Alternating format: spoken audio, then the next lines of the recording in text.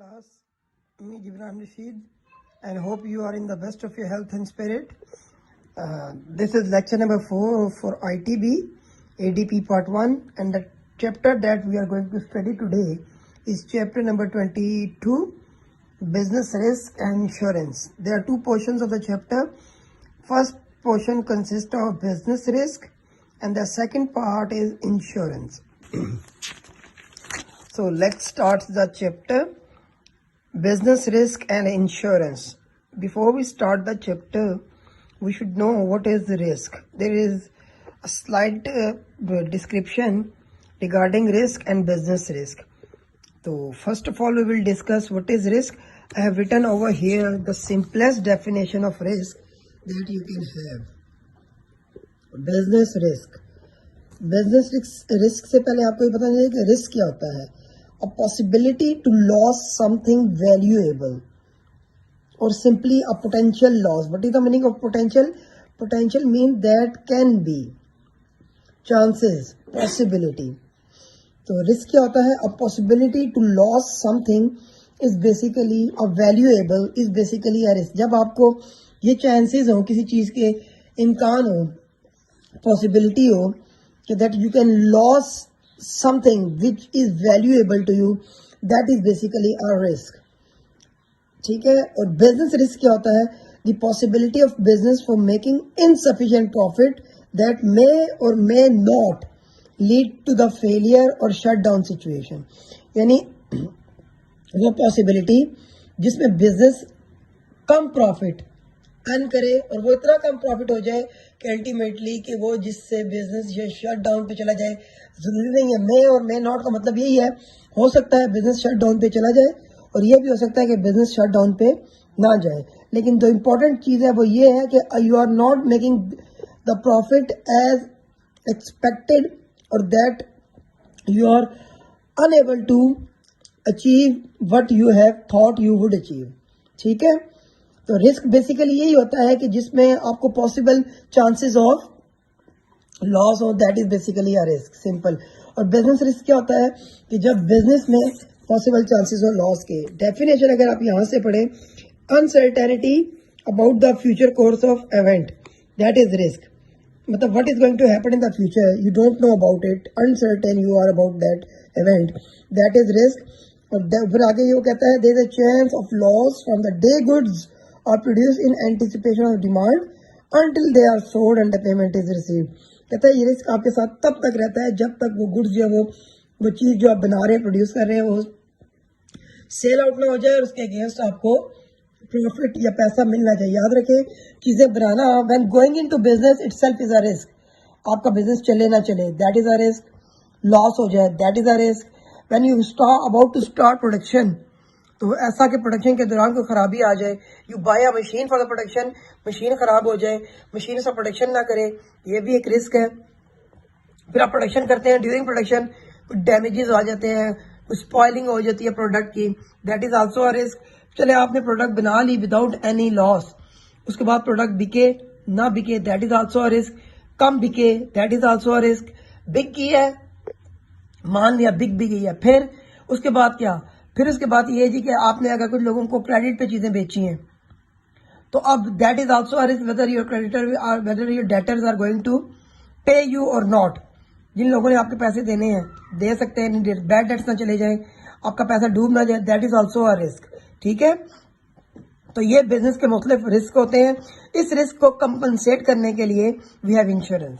But today's topic is all about business risk, its characteristics and its type and causes. Okay, I hope I have clear business risk, and let's start about the characteristics of business risk. ठीक है. Business risk आपको clear हो चुका होगा I guess. तो अब हम इसके characteristics पढ़ेंगे, उसके बाद हम इसके causes पढ़ेंगे. ठीक है. बिजनेस रिस्क आप लोग पढ़ चुके हैं.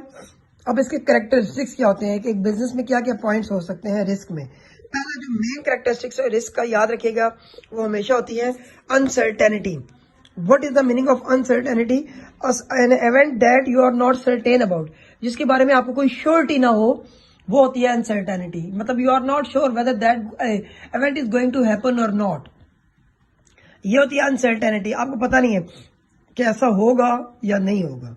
जैसे हम क्रॉप बनाते हैं, लेट्स से हम राइस अगर हम प्रोड्यूस करना चाह रहे हैं, तो राइस की क्रॉप के लिए जरूरी है that the whole crop should always be dipped in the water, so it should always be harvest in the places where you have plenty of water with you, और where the rainy season has always agreed to bless upon. तो अगर आपके पास पानी कम होगा या कोई ऐसा area जहां पे बारिशें ज्यादा नहीं हो रही, and you are about to start harvesting crop in that place, so you are taking a big risk. ठीक है, उसके बाद ऐसा है कि कोई आपने इलाका ऐसा चूज किया है विच इज ऑलवेज वेरी स्लॉगी and soaky, with that it is also very keen to have rain there. लेकिन कभी बाय एनी मीन, अब rain is a natural process, no person in the world can claim that he और she is able to produce rain.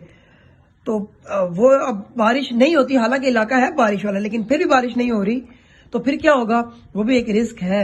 You expect that this event will happen, but there are always are chances of risk.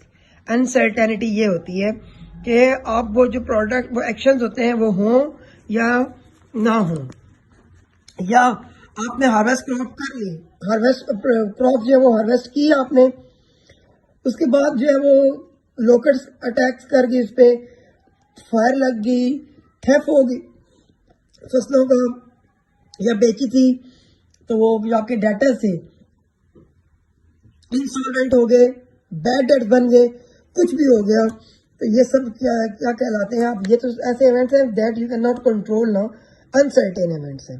ठीक है, ये होता है uncertainty. दूसरा, essential element of business, याद रखें ये बहुत बहुत बहुत इंपॉर्टेंट एलिमेंट है, बहुत इंपॉर्टेंट पॉइंट है। Business is always carried a risk, whenever there's business there's always a risk, even in risking life। अगर आप अपनी लाइफ में देखें, we always are on the risk, we plan, we have future plans for everything। जैसे आप लोग कहते हैं, एक छोटी सी एग्जांपल है, a small kid 10 to 12 year old who is very keen about Eid ul Fitr festival, वो बहुत अच्छे अच्छे कपड़े बनवाता है and ask his father to buy him a very good piece of cloth, shoes and different accessories for his Eid। And when that clothing and accessories came, he put it in his wardrobe, and he daily goes to his wardrobe, he opens the wardrobe and he sees that material, the product, and he eagerly shares that product with his fellows, with his siblings, with his friends, that dekho yaar, this is my clothing for Eid, these are my shoes that I'm going to wear on Eid। और वो ईद से पहले नहीं पहनता, उसके वालिदैन भी उसको ये कहते हैं बेटा ईद पे पहनना, but there is always uncertainty whether that particular boy will be able to live to that Eid. नहीं पता ना, लाइफ कोई पता नहीं है आपको, you don't know about the next moment of life, either you will be there to enjoy that moment or not। तो आपको नहीं पता चलता, नहीं पता होता, तो जिंदगी में भी ये रिस्क होता है। But even then we do all things, we plan all things, and why do we that, we always do that for the future. तो जिंदगी में भी इस तरह रिस्क है। इसी तरह likewise when you are about to start a business, आपको बिजनेस स्टार्ट करने ही वाले होते हैं, तो फिर क्या होता है, जैसे ही आप बिजनेस स्टार्ट करने ही वाले होते हैं, तो सबसे पहला एलिमेंट होता है यार ना चला तो क्या होगा, चांसेस ऑफ लॉस, आपका पैसा डूब जाएगा। ठीक है, या बिजनेस चला लेकिन हम उसका प्रोडक्शन नहीं कर सके, या प्रोडक्शन ना हो सकी, या हम सैलरीज ना पे कर सके, ब्रेक इवन पे ना आ सके। ब्रेक इवन पता ना क्या होता है, when there is no profit no loss but you are meeting your expenses, ये होता है ब्रेक इवन, कि आप अपने खर्चे पूरे कर रहे हैं, प्रॉफिट लॉस वाली चक्कर नहीं हो रहा। ठीक है, ब्रेक इवन पे चले जाते हैं, या ब्रेक इवन भी नहीं आ सकते, लॉस में जाना शुरू कर देते हैं, तो रिस्क होता है ना। तो बिजनेस में हमेशा रिस्क उसका सबसे अटमोस्ट एलिमेंट है, एसेंशियल एलिमेंट है। तो बिजनेसमैन वो डिसाइड करता है जब कोई चीज परचेज करने के लिए, तो याद रखें कामयाब बिजनेसमैन वही होते हैं। रिस्क दो तरह के होते हैं, रिस्क में दो चीजें देखी जाती हैं। कुछ लोग होते हैं जो रिस्क टेकर होते हैं, और कुछ लोग होते हैं जो रिस्क अवर्सर होते हैं। रिस्क टेकर वो लोग होते हैं जो रिस्क लेते हैं। और याद रखें हम बिजनेस में ये कहते हैं higher the risk higher the return. अब जितना बड़ा रिस्क लेंगे आपका रिटर्न, एक्सपेक्टेड रिटर्न जो है वो उतना ही ज्यादा होगा। ये टर्मिनोलॉजीज हैं जो बिजनेस लैंग्वेज जॉर्गन्स हैं जो हम यूज करते हैं। अच्छा, तो रिस्क टेकर मैं बता रहा था, रिस्क टेकर वो लोग होते हैं जो रिस्क लेना पसंद करते हैं, रिस्क ले लेते हैं and they go for it. Risk averser वो लोग होते हैं हु अवॉइड रिस्क। इसमें मैं हमेशा अपने स्टूडेंट्स को एग्जांपल देता हूँ शाहिद आफरीदी की। Shahid Afridi is the one of the biggest risk taker. लेकिन जब भी आप रिस्क टेकर की बात करते हैं, a businessman should be always a risk taker, but with that you should always take calculated risk. Vague और ब्लाइंड रिस्क नहीं लेने चाहिए। सॉरी, एक बिजनेसमैन जो है उसको हमेशा रिस्क टेकर होना चाहिए। बिजनेसमैन कभी भी प्रोग्रेस नहीं कर सकता जब तक कि वो इनिशिएट ना करे, आगे आए ना आए, रिस्क ना ले। रिस्क लेगा, कुछ बड़ा करेगा, अटेम्प्ट करेगा तो ही कामयाब होगा। अगर वो रिस्क अवर्सर है तो it would be very difficult for him और हर टू एस्टेब्लिश बिजनेस और ग्रो हिज बिजनेस। ठीक है, तो बहुत मुश्किल हो जाएगा उसके। लेकिन वो रिस्क लेता है अगर, तो ब्लाइंड रिस्क ना ले। लाइक अफरीदी ब्लाइंड रिस्क लेता था फ्रॉम द स्टार्ट, लेकिन बिजनेसमैन जो है वो कैलकुलेटेड रिस्क ले। ठीक है, तो नेक्स्ट पॉइंट है profit is the reward for bearing business. ये मतलब बहुत ही चुलबुली सी, मतलब लाइक बहुत कैची सा फ्रेज है ये, इन अ सेंस के देखें हम बिजनेस जब करते हैं तो कोई चीज आप बनाते हैं, आपकी कॉस्ट आती है 10 rupees and you sold it on 15 rupees, तो that 5 rupees is basically your profit. जो नॉर्मल टर्मिनोलॉजीज में हम इसको यूं कहते हैं। यहाँ पे ये पता है क्या कह रहे हैं, ये कह रहा है कि आपने 10 रुपए लगाए ना अपनी जेब से, अगर आप बिजनेस ना करते तो वो आप 10 रुपए ना लगाते, वो 10 रुपए आपके पास सेव रहते, लॉस के चांसेस नहीं थे, आपके पास 10 रुपए रहते ना। लेकिन आपने रिस्क लिया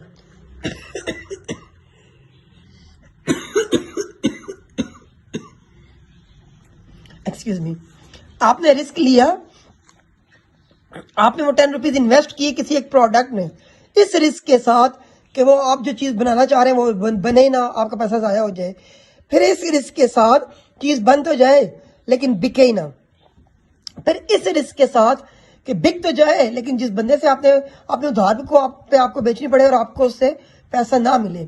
ये इतने ज्यादा रिस्क होते हैं। लेकिन इस तमाम रिस्क के बावजूद, इस तमाम खतरे के बावजूद आप रिस्क ले लेते हैं और चीज बना देते हैं, फिर आप उसको 15 रुपए में बेच भी देते हैं। तो वो कहते हैं जो 5 रुपए आप कमा रहे हैं ना, प्रॉफिट नहीं है, बेसिकली ये आपका वो रिवॉर्ड है कि जो आपने 10 रुपए अपने खतरे में डाले हैं ना, उसके बदले में अब आपको रिवॉर्ड मिला तो अब आपको 15 वापस कर रहे हैं। That is one of the good element of business. ठीक है, and the final point is variability. Do you know what is variable?